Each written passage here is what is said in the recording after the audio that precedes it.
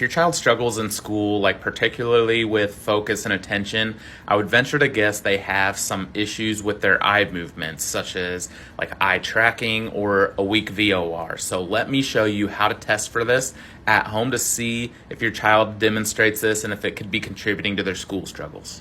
And what I mean is, like, if you've received negative emails from school saying there's problems, or homework and reading is always a huge hassle, or they just seem to have like no ability to focus and concentrate, it's not because your child's lazy, it's not because they're not smart, it's usually because their eyes aren't doing what they should be doing. So here's what you want to look for. Okay, so the first thing that you want to do is just simply have your child follow your thumb back and forth slowly. So this is called eye tracking. And they're just going to slowly track the thumb back and forth.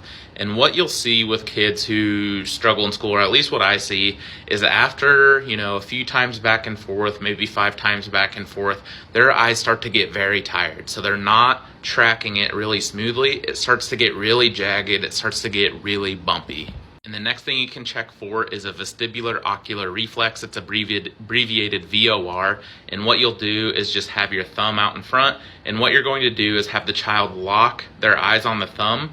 And they're going to turn their head while still looking at the thumb and come back to the middle and then go the other way. And they're going to be looking at the thumb the whole time. So kids that are going to struggle with this, what they do is when they start to turn their head, their eyes go with it, and then they can't focus on the thumb. And then if they go this way, their eyes will come off and then jump back onto the thumb. I truly believe parents would be floored. They would be absolutely shocked if they saw their child's eyes and what they did when they were trying to read. Because most of us just think our eyes are going to do perfectly reading the line. These kids, their eyes are jumping all over the place. Sometimes they're even moving backwards. They're jumping up and down lines. They cannot get their eyes to focus on the task at hand. So like reading, homework, learning, all those things are only going to be fun if it's like mentally effortless, if things are automatic.